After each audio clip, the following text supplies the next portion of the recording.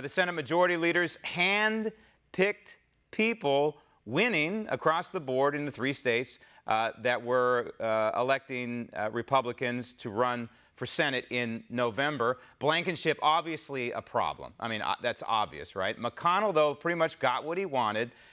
And the way I look at it rather cynically, Charles, is he got these guys because, not because they're necessarily candidates who can win. If they win, he knows that he can control them. Graham, thanks for having me on the show. First time on One American News, and I'm happy to be here. Some people may call them swamp creatures. I call them winning candidates. All right. I think more than anything, we learned, after the election of President Trump, that when you back candidates like Roy Moore, you're not going to win. And we saw that in the runoff. And we lost a state that we should have never have lost that Senate seat to. So in this situation, and I know you read off, Mike Lee and Rand Paul and whatnot. See, those were all candidates before the age of Trump, and now we're in a situation where the United States Senate is deadlocked. We have got to get some work done. We need to get some of these candidates for appointments confirmed by the Senate. It is trench warfare down there right now, and we need people who are going to actually be able to win their elections and keep that majority for Mitch McConnell and the Republicans. Yes, but it would also be nice for McConnell to get his people to repeal Obamacare, for example. But in North Carolina, interesting situation took place in the election there. They're not voting on a senatorial race there, but you have this gentleman, Reverend Mark Harris, beating the incumbent congressman. I believe this is the first incumbent. I mean, we're just starting the Super Tuesdays, of course, but it's the first Republican incumbent to go down in the primary. Sign of things to come? Well, I mean, in this situation, you had an outside challenger, and I think in a lot of some of these different races, you also saw Indiana. Mike Braun is a businessman, and he ran again as kind of an outsider. We see a lot of businessman, governors and senator candidates start to crop up, and they win, and they do well. I think the Republicans across this country are looking for out-of-the-box candidates, people who are really going to be able to bring some more common sense to Washington, D.C., instead of people who are continuing to, tax and spend, across the board. Common sense, to me, also includes this term called conservative, and I think that's what Harris is there in North Carolina. And the incumbent, by the voting record I looked, not so conservative. But I want to go to California. We have a new poll. It was commissioned by One American News Network and asked a lot of questions.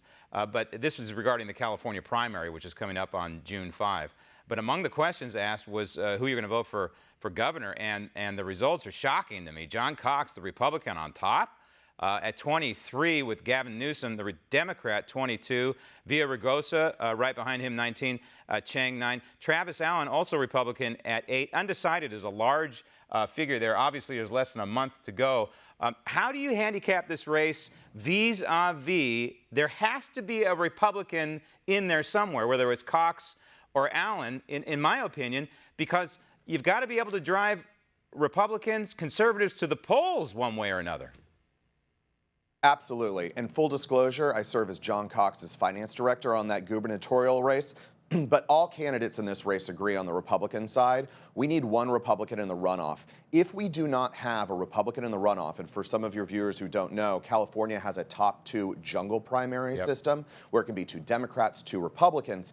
If we don't have a Republican in that runoff, Republican intensity for voting in the general election drops by 30%. Which means we could see a massive down ballot movement where Republicans just don't show up, and that can have an effect on critical congressional races, state assembly, state Senate races, where, again, Nancy Pelosi keeps talking about how the road to the House majority for her party goes through California. We've got a number of targeted seats. It is critical that we have a Republican in the top 2 to preserve Republican leadership in the House. Well, it can also affect the President of the United States, let's face it, and who controls the House of Representatives. It affects directly the future of the 45th President of the United States. Speaking of the 40s, absolutely, this is the 40th anniversary this year of the Log Cabin Republicans, and you were past president of the California chapter Right. of Log Cabin Republicans. Rick Grinnell, in some circles, it was made a big deal of that Rick Grinnell is now the ambassador to Germany. He's gay.